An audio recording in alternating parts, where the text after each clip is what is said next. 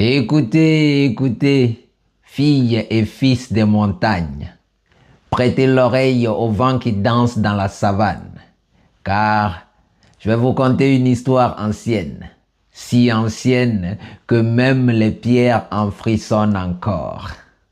Au commencement, lorsque le monde était jeune, trois compagnons sont nés du souffle du Créateur.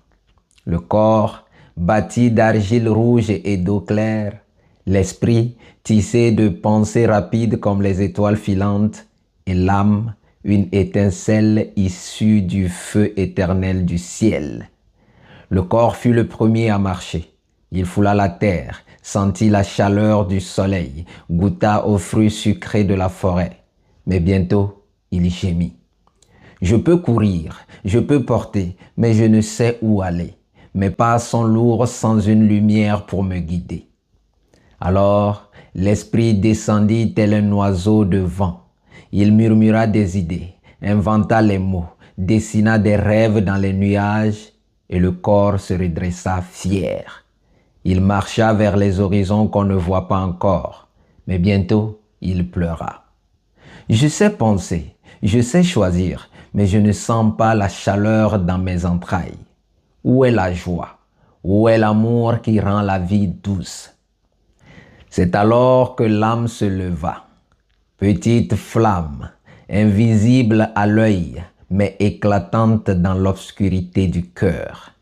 Elle se posa entre le corps et l'esprit. Elle dit d'une voix douce comme un tambour lointain.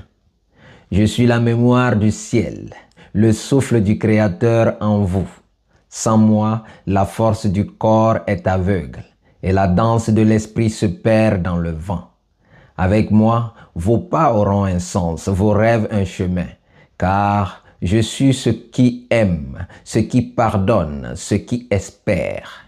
Le corps ouvrit ses bras, l'esprit ouvrit son front et tous trois s'unirent comme un arbre. Racines, troncs et feuilles respirant ensemble. Depuis ce jour, chaque être humain porte en lui ses trois compagnons. Mais l'âme, fragile flamme, doit être nourrie par la vérité des mots, par la bonté des gestes, par les chants qui font danser la lumière au fond du cœur.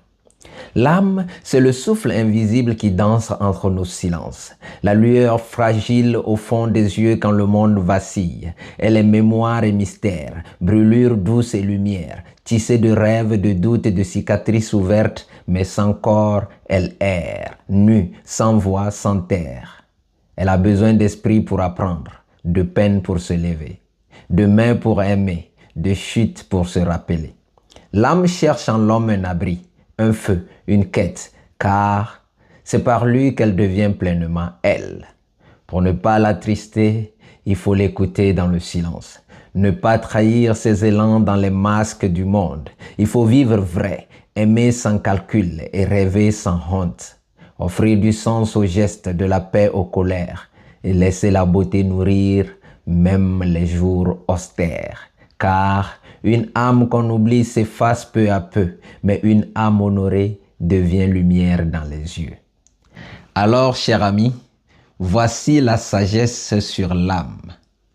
Elle est la voix que l'on entend dans le silence, la force qui relève le corps quand il tombe, le vent qui pousse l'esprit vers le haut du ciel. Prenez-en soin, car quand l'âme s'endort, l'homme marche mais ne vit pas. Il pense mais ne comprend pas.